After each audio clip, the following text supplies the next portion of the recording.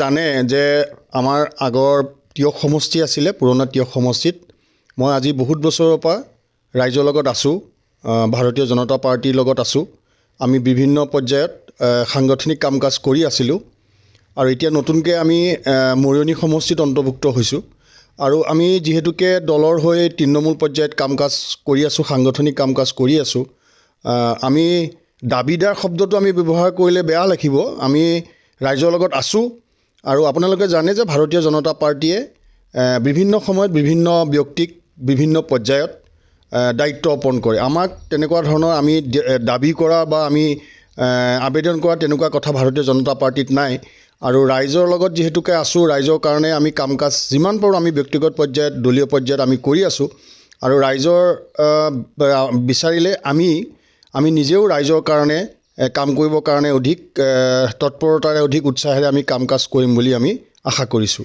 সাংঘাতিক ধৰণে আপোনালোকে দেখিছে যে আমাৰ মৰিয়নি সমষ্টিত ভাৰতীয় জনতা পাৰ্টী আজি বহুত শক্তিশালী স্থিতিত আছে। গতিকে বেলেগ দলৰ মই বিশেষ ইয়াত প্ৰভাৱ আছে বুলি নাভাবোঁ আৰু মই দেখাও নাই বাস্তৱত তৃণমূল পৰ্যায়ত।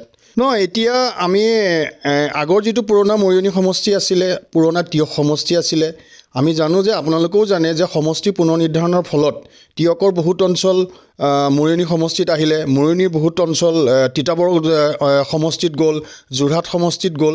গতিকে আগৰ পুৰণা তিয়ক সমষ্টিৰ যিটো কলীয়াপানী মণ্ডল আছিলে 9টা পঞ্চায়ত আৰু বাকী মৰিয়নি সমষ্টি এনেকৈ মুঠতে 21টা পঞ্চায়তেৰে নতুন মৰিয়নি সমষ্টিটো গঠন হৈছে আৰু ইয়াতে মিশ্ৰিত জনগাঁথনি আছে।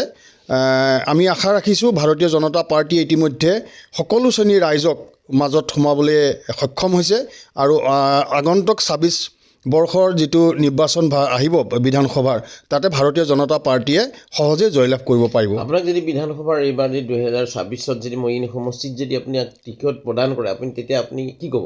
নহয়, টিকট প্ৰদান কৰিলে মানে আমাক দায়িত্ব যদি ভাৰতীয় জনতা পাৰ্টীয়ে আমাৰ দলীয়ভাৱে আমাক দায়িত্ব দিয়ে, আমি নিশ্চয়ভাৱে দায়িত্ব আমি গ্ৰহণ কৰিম আৰু দলৰ স্বাৰ্থত, ৰাইজৰ স্বাৰ্থত আৰু ৰাষ্ট্ৰৰ স্বাৰ্থত আমি সেৱা আগবঢ়াই যাম।